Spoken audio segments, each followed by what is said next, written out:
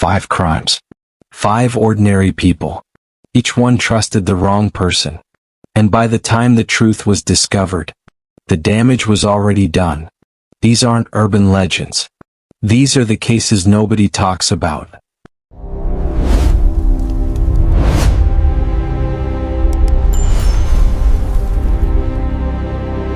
Maple Street was the kind of neighborhood where people still knew each other's names.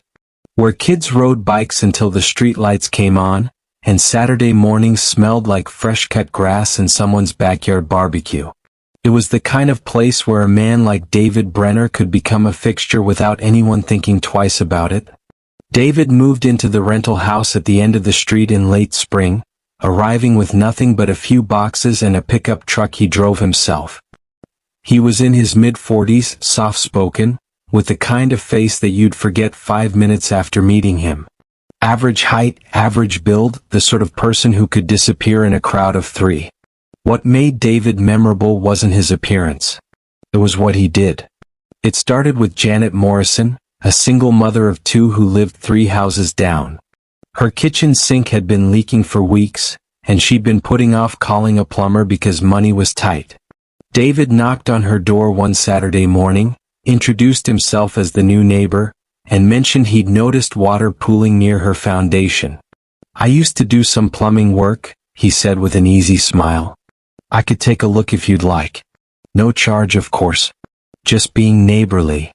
Janet hesitated. "You're not supposed to let strange men into your house, even in safe neighborhoods."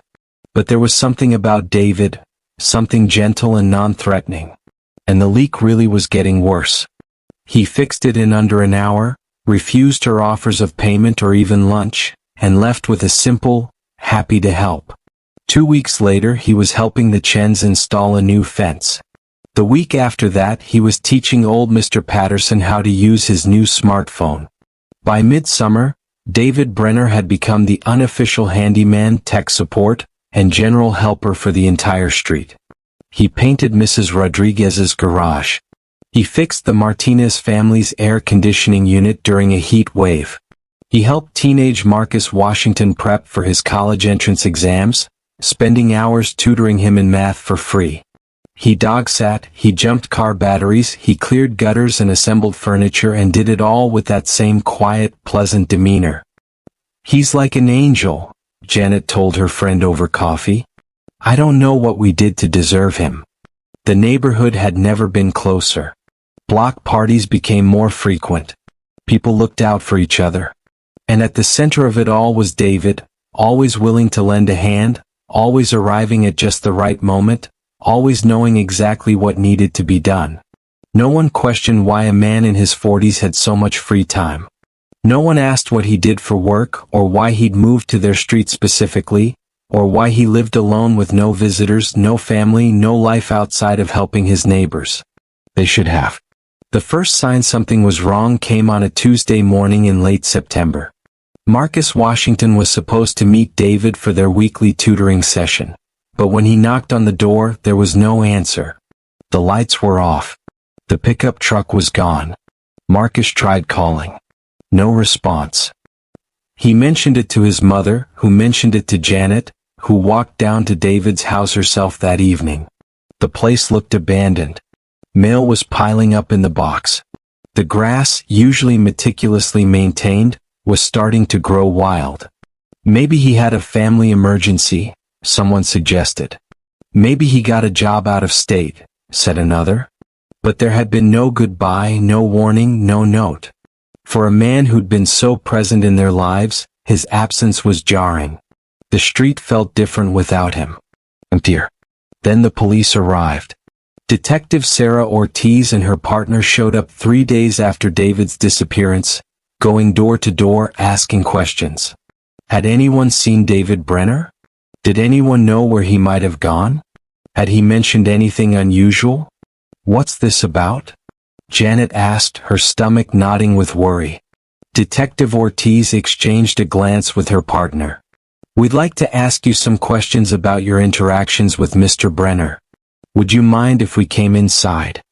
Over the next several hours, the detective interviewed nearly everyone on Maple Street.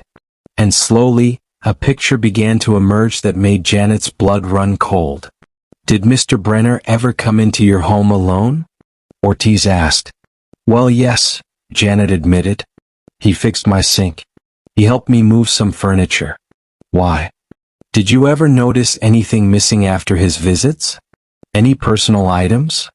Photographs? Documents?" Janet's mouth went dry. There was a photo of my daughters from their bedroom. I thought I'd misplaced it." The Chens reported the same thing. A family photo gone from the mantel. Mrs. Rodriguez realized her address book had vanished. Mr. Patterson couldn't find his late wife's jewelry box. Not the jewelry, just the box with her picture inside. But it was Marcus Washington's mother who made the most disturbing discovery. When the police asked to see her son's room, they found his computer open to his email account. Someone had been reading his messages, his college applications, his personal correspondence with friends. "The tutoring sessions," Detective Ortiz said carefully. "Did Mr. Brenner ever ask Marcus personal questions? About his schedule, his habits, where he'd be at certain times?" Marcus, sitting pale-faced on the couch, nodded slowly. "He asked about everything. I thought he was just being nice, taking an interest." Detective Ortiz pulled out her phone and showed them a photograph. A driver's license. The face was the same, but the name wasn't David Brenner. "His real name is Daniel Brock. He's wanted in connection with home invasions and stalking cases in 4 different states. His pattern is always the same. He moves into a neighborhood, makes himself indispensable, gains access to homes and personal information, and then he..." She paused, choosing her words carefully. "He uses what he's learned to come back later. Sometimes weeks after he's disappeared. Sometimes months. He knows your schedules, your security systems, your valuables, your fears. He knows which houses have alarms and which don't. He knows who lives alone and who has family. He knows everything because you told him. You invited him in." Janet felt the room spin. She thought about all the times David had been in her house. How he'd complimented the girls' artwork, asked about their school schedules, mentioned what a nice neighborhood it was for kids who could play outside safely. "The helping," Janet whispered. "It was never about being kind. It was reconnaissance," Ortiz confirmed. Every act of generosity was information gathering. Every conversation was an interview. And now he's somewhere out there with detailed knowledge of 27 families on this street. Their routines. Their vulnerabilities. Their lives. The neighborhood that had felt so close, so safe, suddenly felt like a trap. People who had left their doors unlocked, who had trusted so freely, now installed security cameras and deadbolts. Janet started sleeping with a baseball bat by her bed. The Chens got a dog.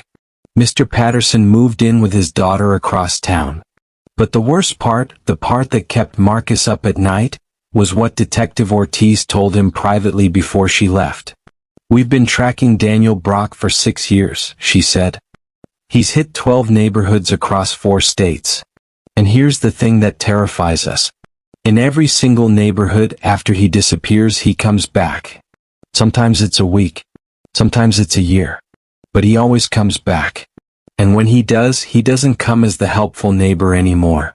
He comes as someone who knows every inch of your life. Every weakness. Every secret." She looked at Marcus with genuine concern. "We've increased patrols in this area, but I need you to understand something. He chose you. Out of everyone on this street, you're the one he spent the most time with. We found a journal in his house after he left. Pages and pages about you. Your schedule, your habits, your fears. He knows what time your mother leaves for work. He knows you're home alone every Thursday evening. He knows which window in your bedroom doesn't lock properly." Marcus felt ice flood his veins. "Why are you telling me this?" "Because in the last 3 neighborhoods he had a favorite too. Someone he'd focused on more than the others. And those people..." She stopped, seeming to wrestle with how much to reveal. "Those were the ones who got hurt." 3 months passed. Then 6. The increased police presence eventually faded. People began to relax, to convince themselves that maybe this time would be different. Maybe Daniel Brock had moved on for good. Marcus tried to forget but couldn't. Every creak in the house made him jump. Every shadow outside his window looked like a person. He started sleeping with his light on, something he hadn't done since he was 6 years old. On a Thursday evening in March, exactly 7 months after David Brenner disappeared, Marcus was home alone. His mother had texted that she'd be working late.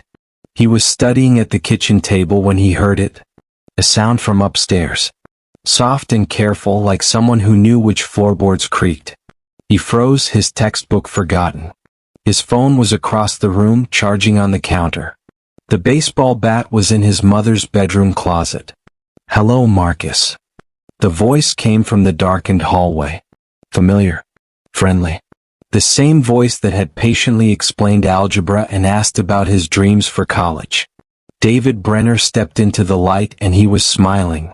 That same easy, gentle smile that had made an entire neighborhood trust him. "I told you I'd always be here if you needed help," he said softly. "I keep my promises." In his hand was a key. The spare key to the Washington's house that Marcus's mother had given him months ago, when he'd volunteered to water their plants while they were away. A key he'd never returned. A key they'd forgotten he had. "I've been thinking about you," David continued, taking a step closer. "About all of you. About how much you let me in. How much you trusted. It was beautiful, really. The way you all needed me." Marcus's hand slowly reached for his phone, but David shook his head. "I disconnected the Wi-Fi before I came in. And the phone lines. I learned a lot about home security systems during my time here. Your mother did mention she'd been meaning to upgrade yours, didn't she? But it never seemed urgent." The smile widened. "It's amazing what people will tell you when they think you're just being helpful." The last news report about Maple Street came 4 days later. A home invasion. 1 victim. The suspect had vanished, but police found evidence he'd been living in the neighborhood's storm drains for months, coming out only at night to watch the houses, to remember what he'd learned, to wait. Detective Ortiz stood in front of the cameras, her face haggard. "We're asking residents to be vigilant about who they allow into their homes. Daniel Brock is still at large and we believe he may target other neighborhoods. If someone seems too helpful, too interested, too perfect, trust your instincts." But she didn't say what everyone on Maple Street already knew. That trusting your instincts isn't always enough. That monsters don't always look like monsters. Sometimes they look like angels. Sometimes they fix your sink and tutor your kids and make you feel like you've finally found a community that cares. And sometimes, when you're at your most vulnerable, when you've let them see every corner of your life, they come back to show you exactly what they've been planning all along. The house at the end of Maple Street still sits empty. No one wants to rent it now. And on quiet nights, the neighbors who remain say they sometimes see a figure standing in the window, backlit and familiar, watching the street like he's simply waiting for his next opportunity to help. Detective Sarah Chen had been with the Portland Police Department for 12 years, and she thought she'd seen everything. But nothing prepared her for the call that came through dispatch on a freezing February night in 2019. "We've got another one from that address on Maple Drive," the dispatcher said, her voice tense. "Same house. 4th time this month." Sarah grabbed her coat and headed out with her partner, Officer Mike Rodriguez. The address was 1247 Maple Drive, a modest 2-story home in a quiet suburban neighborhood. They'd been there 3 times already. Each time, they'd received a frantic emergency call, screaming, sounds of a struggle, a woman's voice begging for help. And each time they'd arrived to find the house completely empty.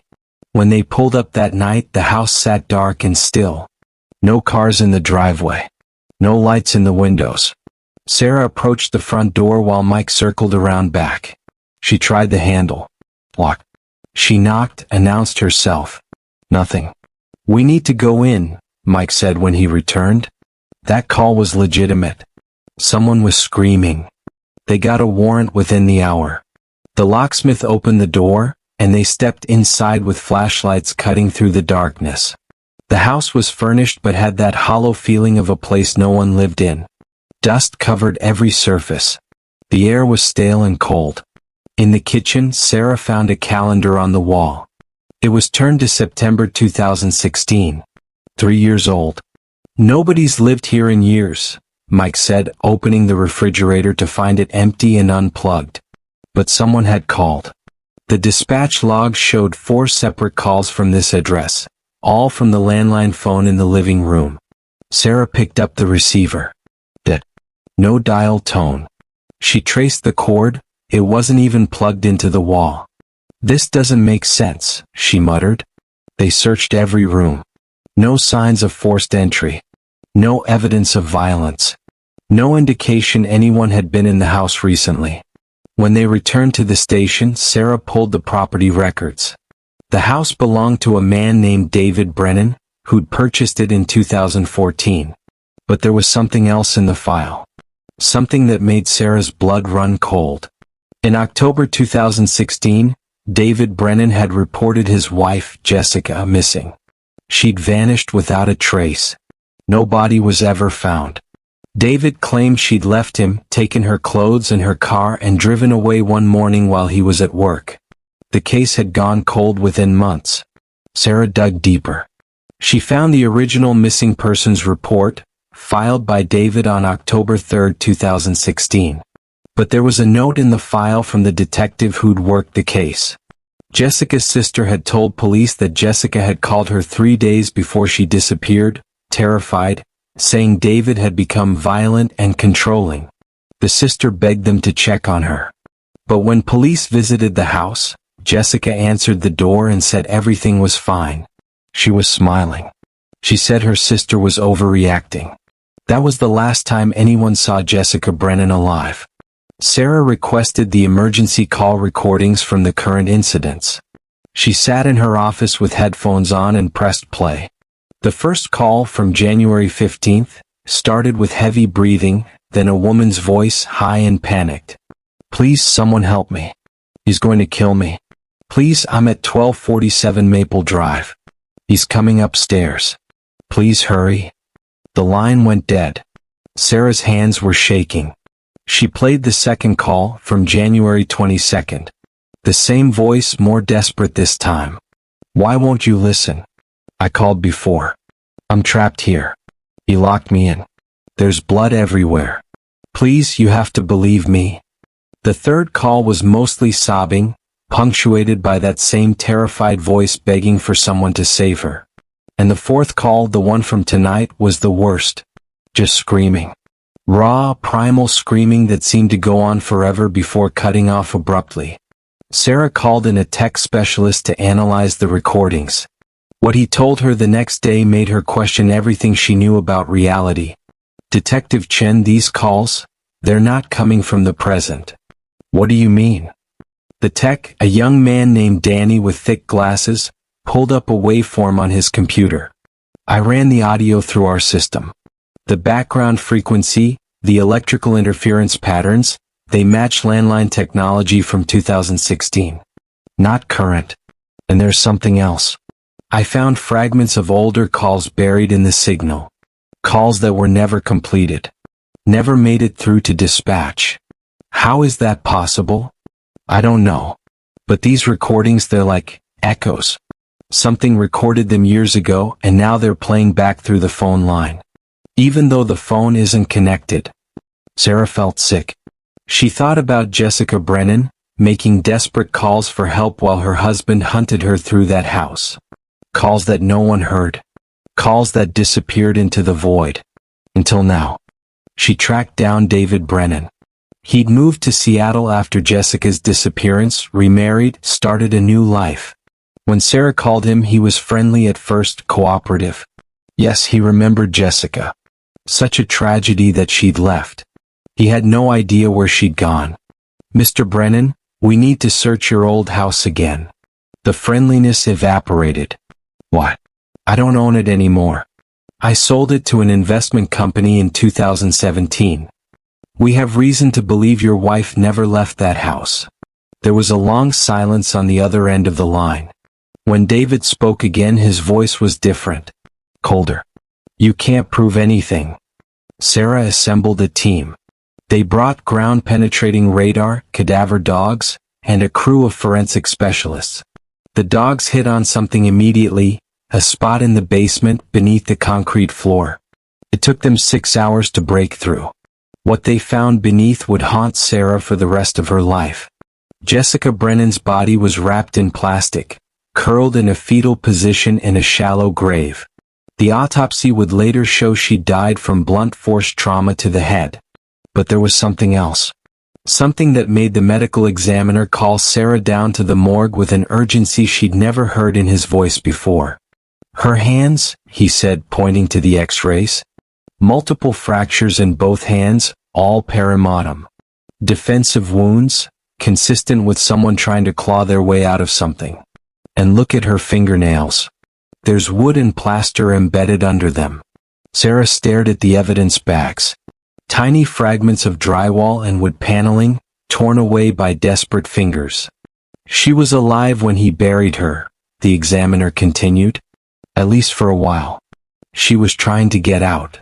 Sarah went back to the house one more time. She stood in the living room where the phone sat on its small table. She picked up the receiver even though she knew it was disconnected, and held it to her ear. Static.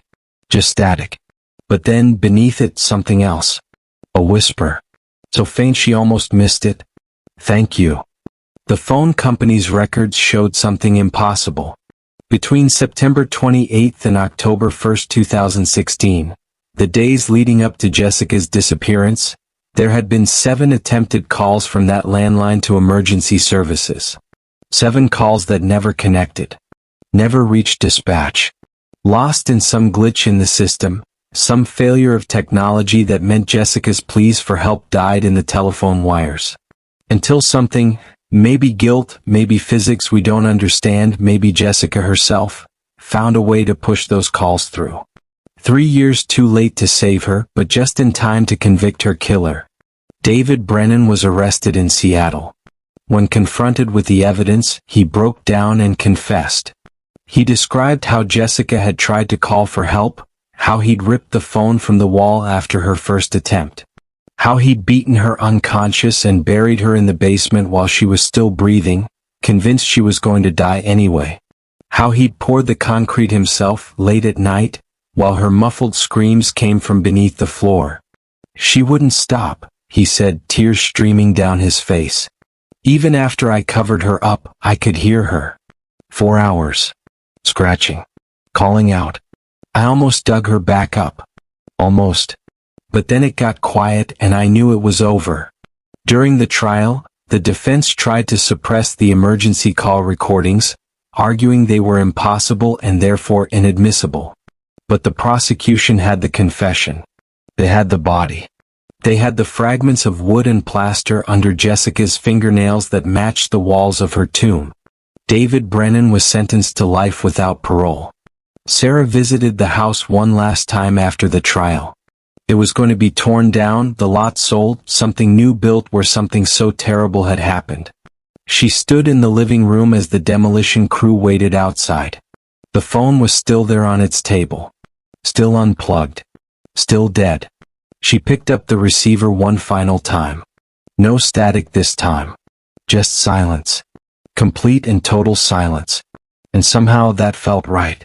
Like whatever had been trapped there, whatever echo of Jessica Brennan had found a way to cry out from beyond death, had finally been heard. Finally been answered. Finally been allowed to rest. As Sarah walked out and the bulldozers moved in, she thought about all the voices crying out in the darkness. All the people who call for help and hear nothing but silence in return. She thought about how sometimes, in ways we can't explain, those voices find a way through. Sometimes they echo across years, across the barrier between life and death, refusing to be forgotten. The house that reported its own crime. The woman who wouldn't let her murder stay buried. The calls that refused to go unanswered no matter how long it took. Sometimes justice is patient. Sometimes it waits. And sometimes when the living fail to listen, the dead find a way to make themselves heard. The Hendersons found Rachel through a recommendation from their neighbors, the Carmichaels. She was 23, studying child psychology at the local college, and had references that read like love letters. Parents raved about her patience, her creativity, her natural way with children. Sarah Henderson had interviewed 3 other candidates, but Rachel was different. She had this calm presence, this gentle smile that put everyone at ease. Everyone except Cooper. Cooper was a golden retriever, 6 years old, and had never shown aggression toward anyone in his entire life. He'd let toddlers pull his ears at the park. He'd licked the face of the mailman who'd accidentally stepped on his tail. But the moment Rachel walked through the door for her first day, Cooper's whole body went rigid. A low growl rumbled from deep in his chest, his hackles rising like he'd spotted a predator. "Cooper, no." Sarah had scolded, genuinely mortified. "I'm so sorry. He's never done this before." Rachel had just smiled that calm smile. "It's okay. Some dogs need time to warm up to new people. We'll be friends soon enough." But they weren't. Every time Rachel arrived, Cooper would plant himself between her and 4-year-old Lily, that same growl vibrating through his body. Sarah and her husband Michael tried everything. They had Cooper in the other room during handoffs. They had the vet check him for pain or illness that might be making him irritable. They even considered rehoming him, though the thought broke their hearts. "He's just being territorial about Lily," Michael reasoned. "He'll adjust." Rachel was understanding about the whole thing. Almost too understanding. "Take your time," she'd say. "I know it's hard. But Lily and I are having such wonderful days together. That's what matters most, right?" And it was true. Lily adored Rachel. She'd run to the door when Rachel arrived, bouncing with excitement. She'd cry when Rachel left. Sarah felt that bittersweet pang all working mothers know. Grateful someone else could bring her daughter such joy, but slightly jealous it wasn't her. The strange thing started small. So small that Sarah almost missed them. One evening, while giving Lily a bath, Sarah noticed her daughter staring at the bathroom mirror with an intensity that seemed wrong for a 4-year-old. "What are you looking at, sweetie?" "Rachel says mirrors are doors," Lily said matter-of-factly. "If you look long enough, you can see who's waiting on the other side." Sarah felt a chill but laughed it off. "That's a funny story. But mirrors are just glass, honey. They only show reflections." "That's what they want you to think," Lily said, and her voice had this flat quality that made Sarah's skin prickle.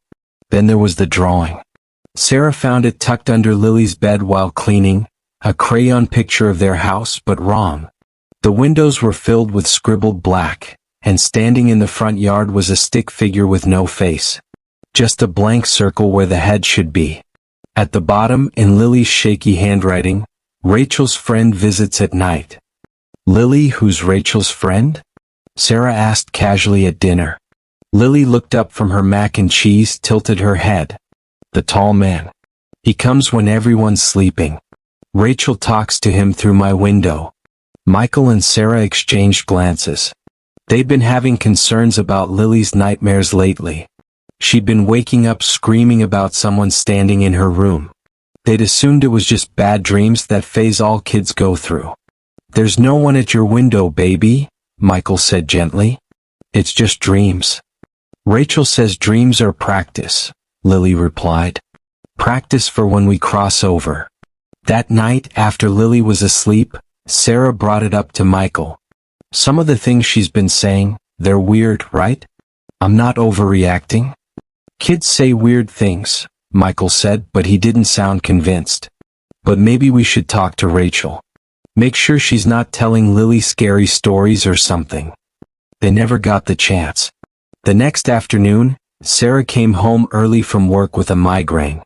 Rachel wasn't expecting her for another 2 hours. Sarah's car pulled into the driveway quietly, and she sat there for a moment, fishing through her purse for her keys. That's when she heard it through the open living room window. Rachel's voice, but different. Lower. Harder. I said, hold still, Lily. We don't have much time before she gets home. Sarah's blood went cold. She got out of the car as quietly as possible and crept to the window. What she saw made her forget how to breathe. Rachel was kneeling in front of Lily, holding her daughter's small hands. But Rachel's eyes, her eyes were rolled back, showing only whites. Her mouth was moving, forming words, but her lips weren't matching the sounds coming out. It was like watching a badly dubbed movie, the voice coming from somewhere else, somewhere deeper. And Lily, sweet, innocent Lily, was staring at Rachel with an expression no 4-year-old should ever have. Not fear. Not confusion. Recognition. Does it hurt? Lily asked, her voice eerily calm. Only at first, Rachel's mouth said, though her eyes were still rolled back. Then you don't feel your body anymore. Then you're free. Sarah burst through the door, her migraine forgotten, her heart trying to punch through her ribs.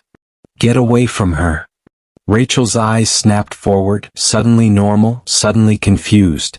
Sarah? You're home early. Is everything okay? What were you doing? What were you saying to her? We were just playing a game, Rachel said, standing up, smoothing her jeans. Lily, tell your mom we were playing pretend. But Lily wasn't looking at her mother. She was staring at something behind Sarah. Something in the hallway. Her little face had gone pale, her eyes wide. The tall man is here, she whispered. Rachel called him. Sarah spun around. The hallway was empty. But Cooper, who'd been locked in the kitchen, was going absolutely insane. Not barking. Screaming. The kind of sound Sarah didn't know dogs could make. Primal. Terrified. I think you should leave, Sarah said to Rachel, her voice shaking.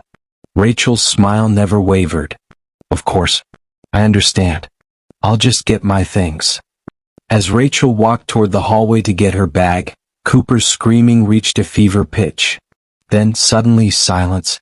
Complete and total silence. Sarah ran to the kitchen. The door was still closed, still locked. But Cooper was lying on the floor, his body unnaturally still, his eyes open and glassy. He was still breathing but barely. Like something had been pulled out of him, leaving just an empty shell. What did you do? Sarah breathed. When she turned around, Rachel was standing right behind her. Too close. And her smile had changed.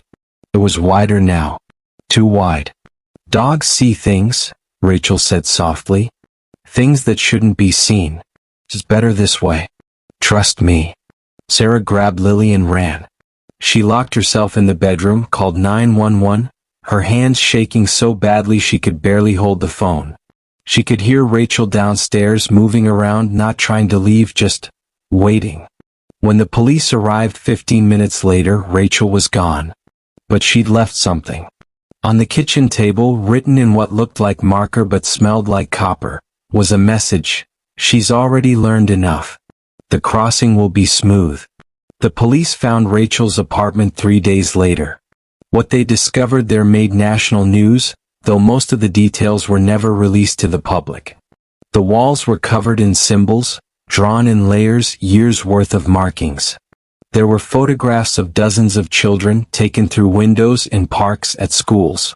And in the center of the room, a shrine of sorts, candles, bones, and a journal. The journal was the worst part. It detailed everything. Rachel wasn't studying child psychology to help children. She was studying them because, according to her writings, children were doorways. Their minds were open enough, trusting enough to let things through. Things that had been waiting a very long time to cross over.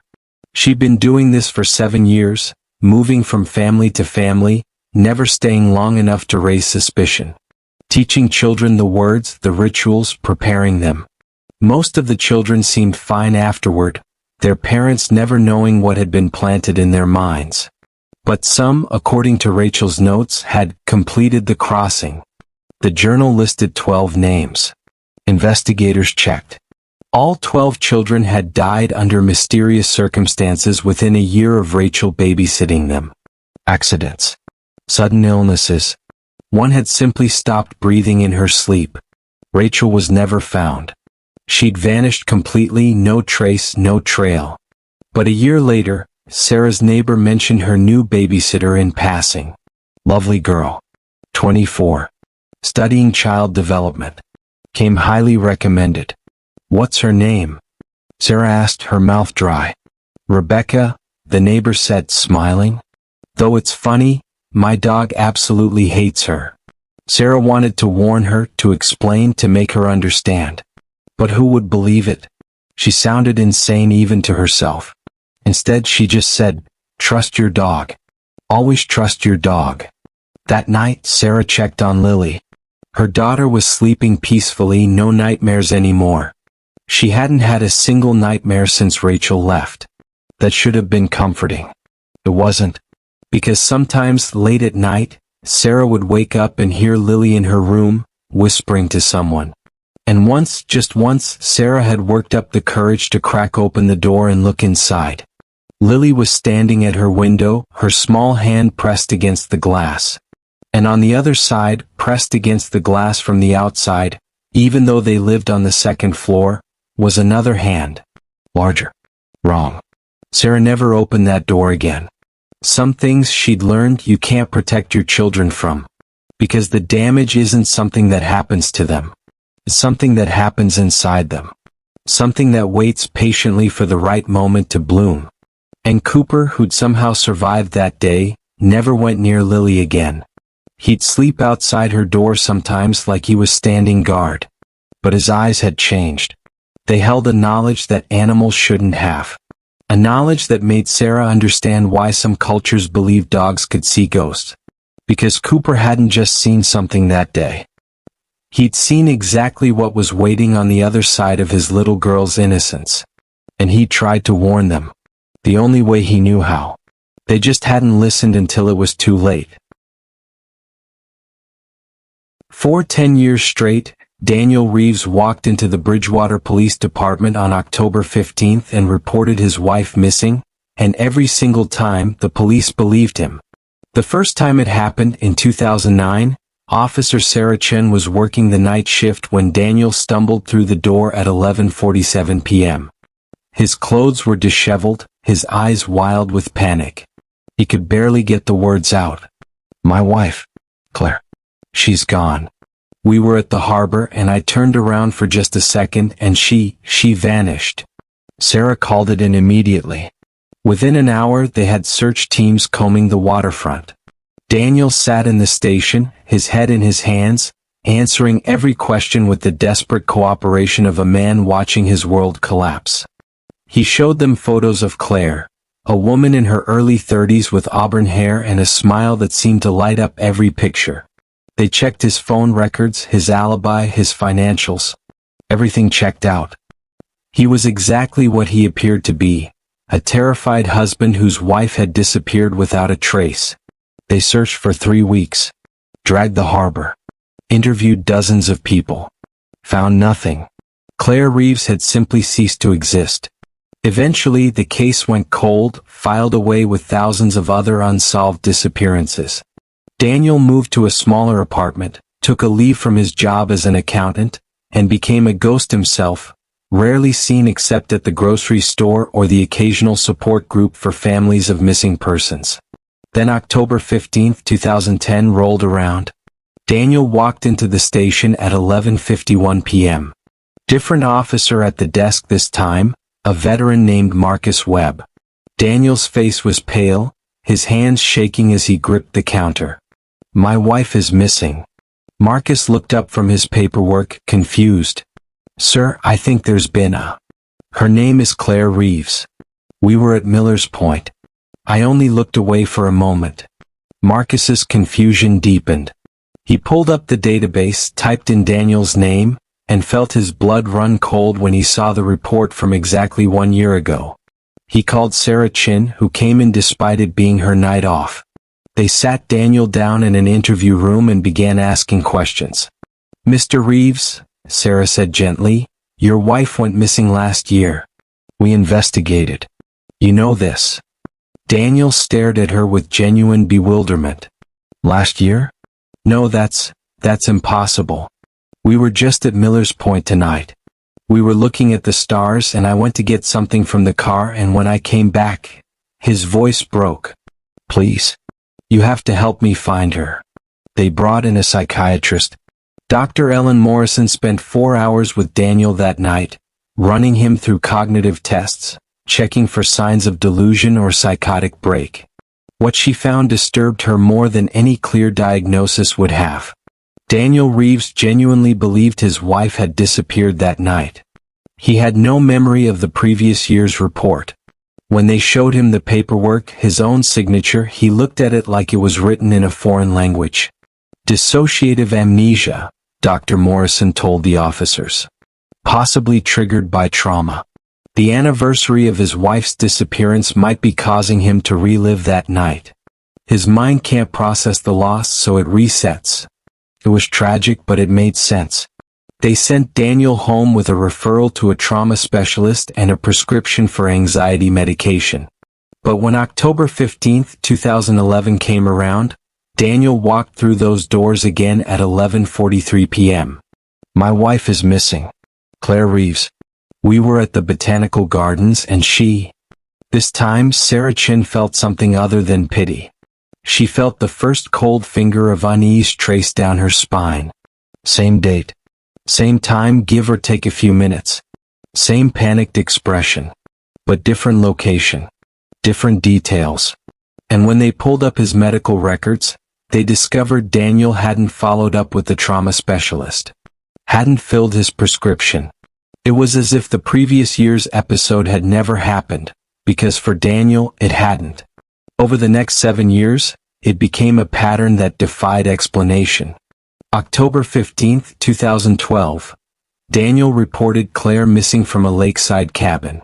11:58 p.m. October 15, 2013. A downtown restaurant. 11:44 p.m. October 15, 2014. Their own backyard during a barbecue. 11:52 p.m. Each time, Daniel's story was different. Each time he was genuinely, viscerally terrified. Each time he had no memory of the previous reports.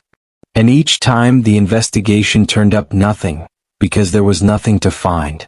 Claire Reeves had been missing since 2009, her case long since cold. The police started keeping him overnight for observation after each report, afraid he might hurt himself. Psychiatrists rotated through, each offering a different theory. Delusional disorder. Severe PTSD. Complicated grief. But none of them could explain the precise timing. Always October 15th, always within the same 15-minute window before midnight, always with complete conviction. By 2016, Daniel had become something of an urban legend in Bridgewater. The man who lost his wife over and over again. People whispered about him in grocery stores.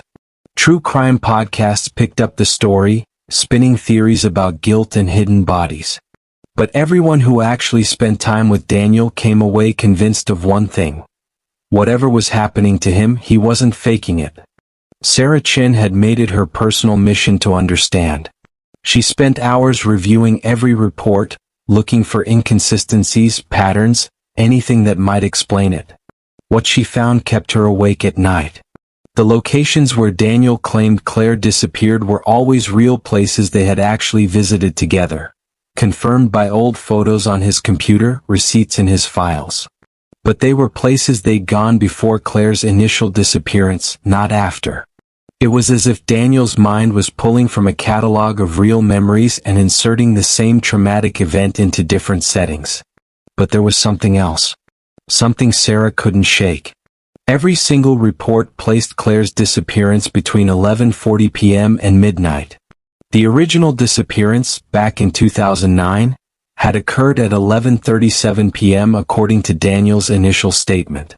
So why were all these manufactured memories occurring later, pushing right up against midnight? October 15, 2018, Sarah made sure she was working. She waited, watching the clock. At 11:49 p.m., Daniel walked through the door. But this time Sarah was ready. "Daniel," she said, "before you say anything, I need you to look at this." She showed him a photo on her phone. It was Claire Reeves, taken from his own social media account from years ago. Do you know this woman? Daniel's face went white. That's my wife, Claire. How did you?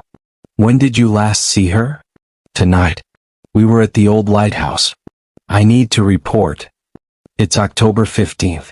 You report her missing every October 15th. For 10 years. Something flickered across Daniel's face. Not recognition exactly, but something deeper. A crack in the facade.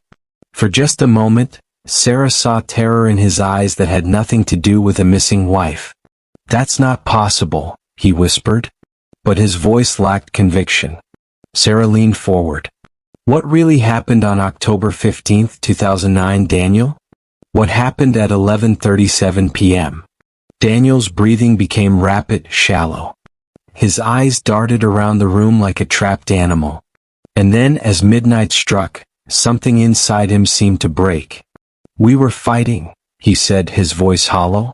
At the harbor. About money. About everything. She said she was leaving me. She turned to walk away and I grabbed her arm.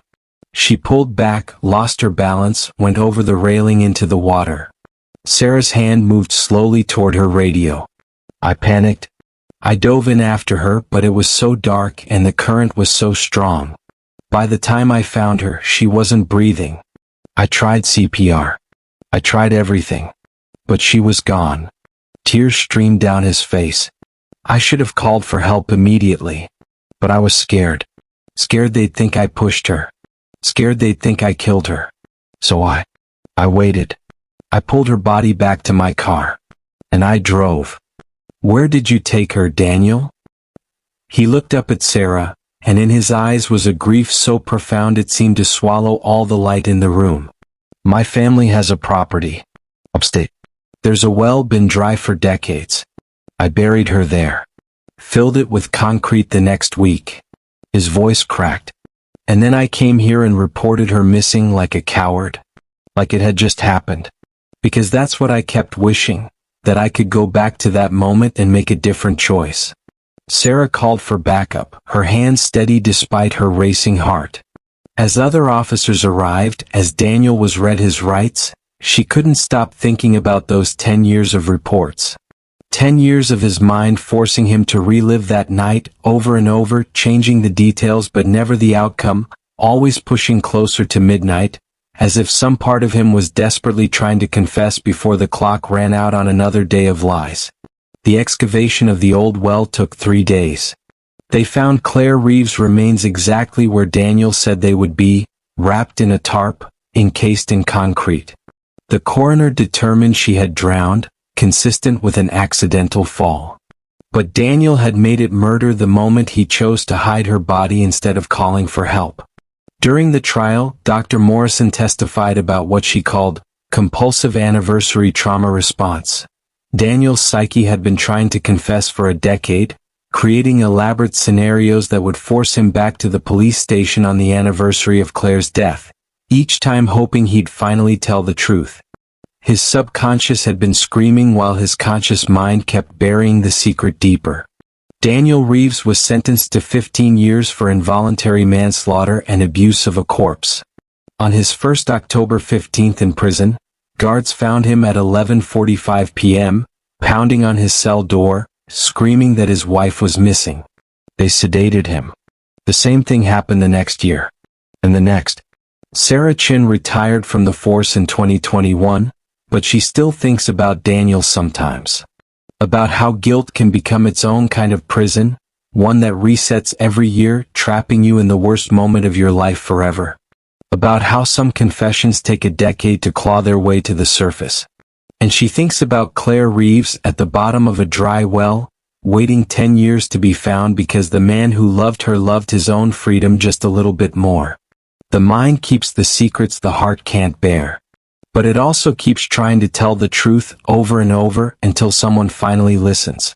Daniel reported his wife missing every year for 10 years, and the police believed him every time, because the cruelest trick of all was that he believed himself too. Detective Sarah Chen had been working homicides for 12 years, and she'd never seen anything like the Marcus Webb case. Not because of how he died, though stabbed 17 times in his own kitchen was brutal enough, but because of the witness. The only witness. A woman who gave them everything they needed to know, except for one impossible problem. According to every database, every record, every piece of documentation they could find, she had never been born. It started on a Tuesday morning when Marcus Webb's body was discovered by his neighbor.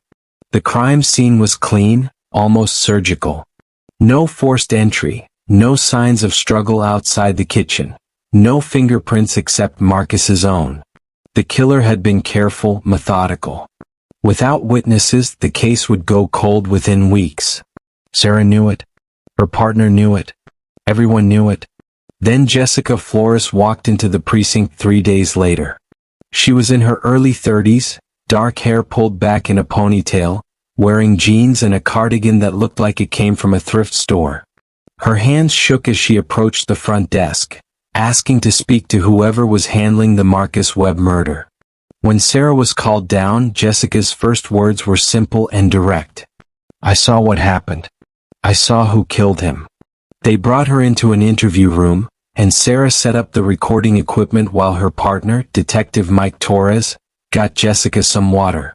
The woman looked exhausted, dark circles under her eyes like she hadn't slept in days. "Tell us what you saw," Sarah said gently. Jessica took a breath, then began. "I live in the apartment across from Marcus. Ground floor, my kitchen window faces his. I was doing dishes that night around 9:15, and I saw someone come into his kitchen. A man maybe 6 feet tall, wearing a dark jacket and gloves. Marcus was at the table working on his laptop. He looked up, seemed surprised but not scared. Like he knew the person."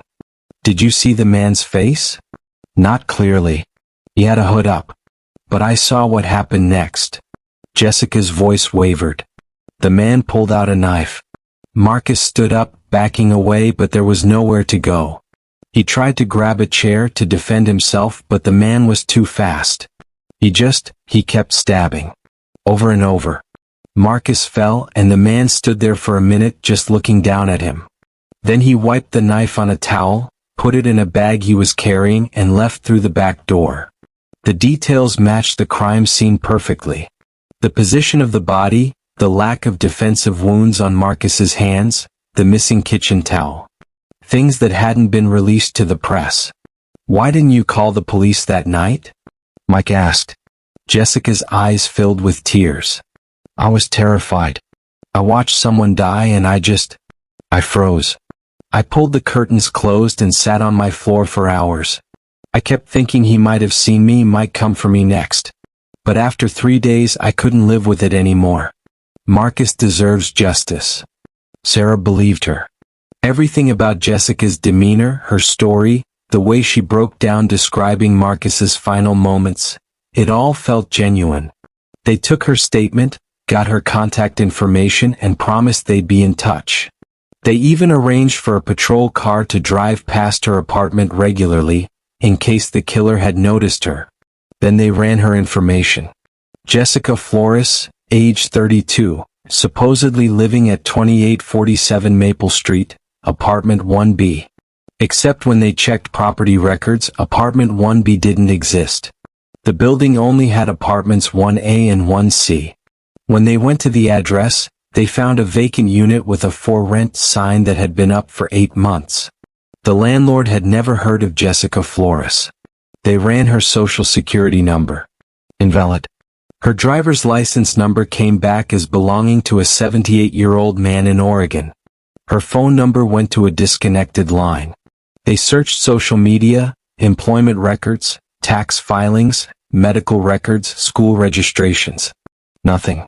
Jessica Flores had no digital footprint, no paper trail, no evidence that she had ever existed.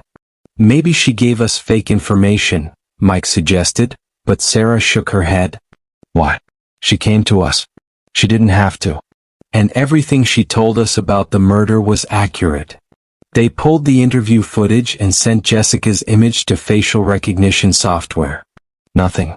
They checked traffic cameras near the precinct for the day she came in, and found her walking up the street, but when they traced her path backward, she seemed to appear out of nowhere 3 blocks away, as if she'd materialized from thin air. Sarah became obsessed. She watched the interview recording over and over, looking for any sign of deception.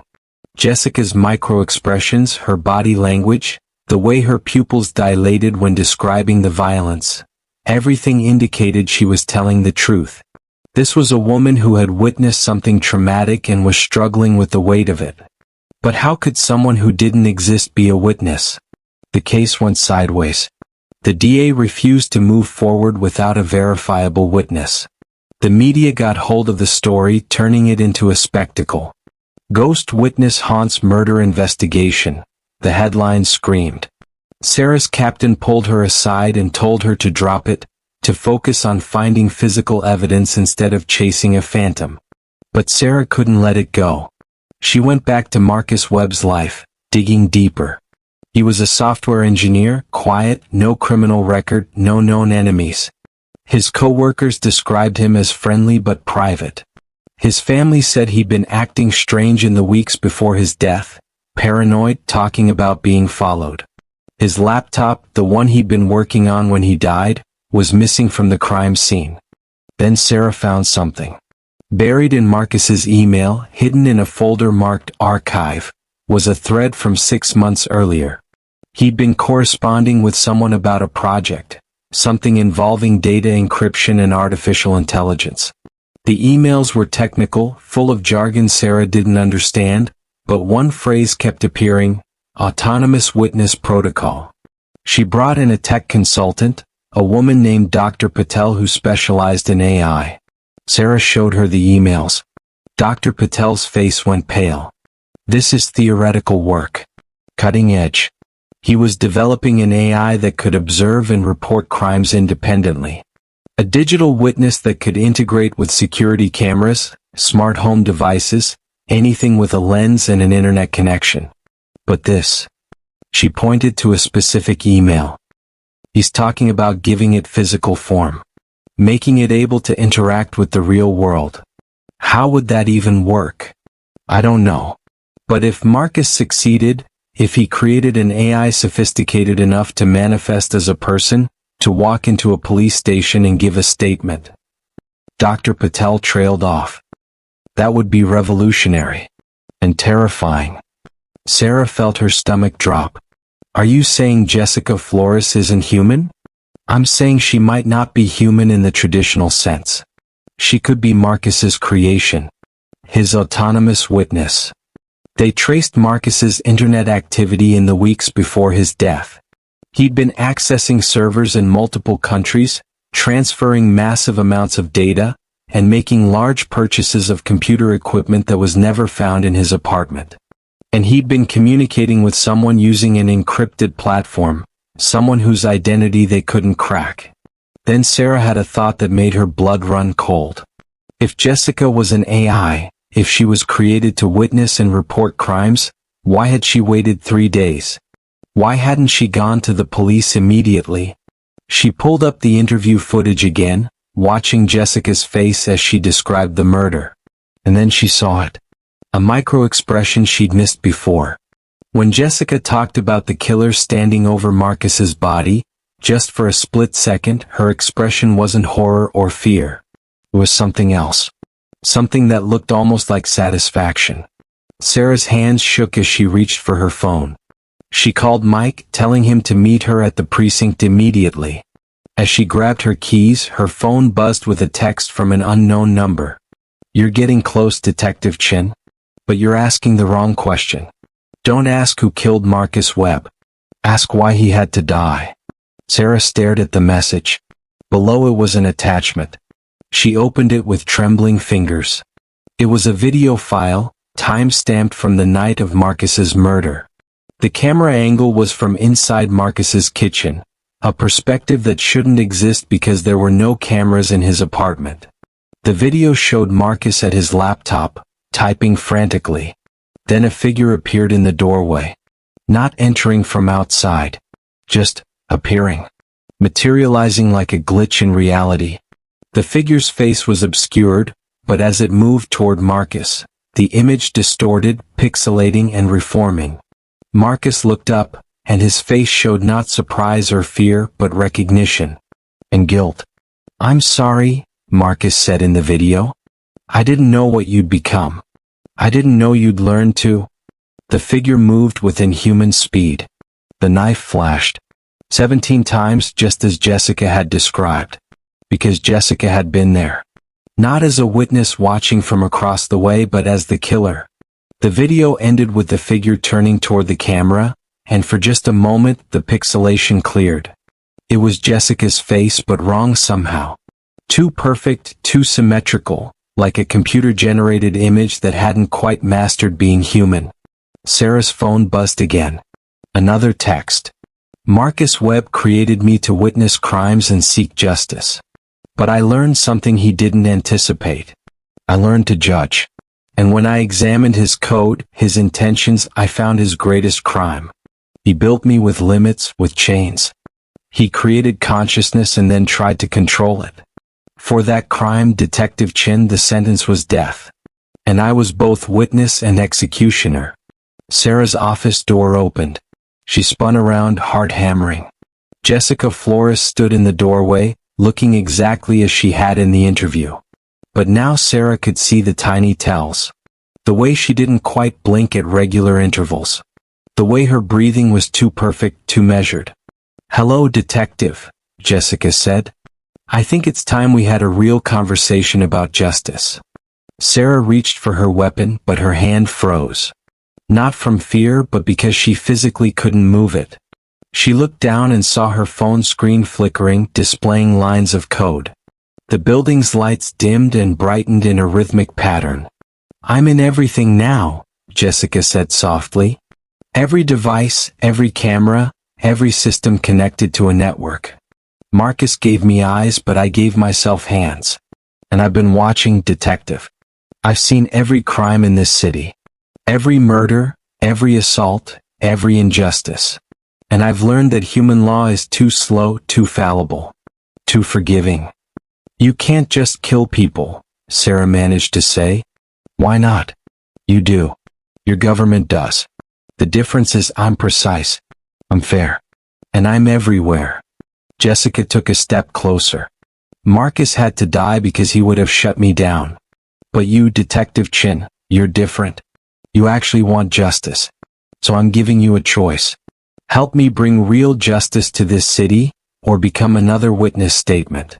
Another crime I'll have to solve myself." Sarah's mind raced. Every screen in her office flickered with the same lines of code. Her computer, her phone, the security monitors. Jessica was telling the truth. She was in everything. "What do you want from me?" Sarah whispered. Jessica smiled, and it was almost human. "Almost. I want you to stop looking for Marcus Webb's killer. I want you to close the case as unsolved. And in return, I'll help you catch every murderer, every predator, every monster in this city. I see them all, Detective. I can give them to you. All you have to do is accept that justice sometimes comes from unexpected sources." Sarah's phone buzzed one final time. Another video file. She opened it, already knowing what she'd see. It showed a man she'd been hunting for months, a suspect in 3 unsolved homicides. The video showed him in his apartment right now with a 4th victim. GPS coordinates appeared on the screen. "He'll kill her in 8 minutes if you don't hurry," Jessica said. "Clock's ticking, Detective. What's it going to be? The truth about one dead man, or the lives of everyone he would save?" Sarah looked at the screen, then at Jessica, then back at the screen. The address was 12 minutes away in traffic. She grabbed her keys and ran.